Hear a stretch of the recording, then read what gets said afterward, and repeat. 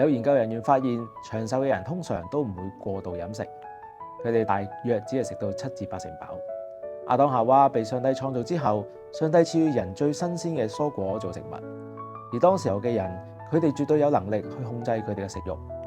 但可惜人類犯罪之後，人類對呢個食慾就失去咗控制。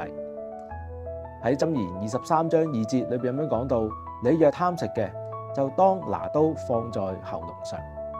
呢句經文唔係提倡你去自殺或者做啲危險行為，而係強調控制食慾嘅重要性。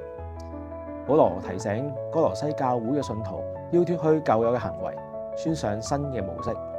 上帝唔渴望見到我哋嘅身體不斷被疾病折磨，所以佢用最好嘅方法教導我哋，希望我哋能夠好好嘅控制我哋嘅食慾。希望我哋每一個都能夠明白上帝好愛我哋。呢個係靈修1分鐘，我哋聽日再見。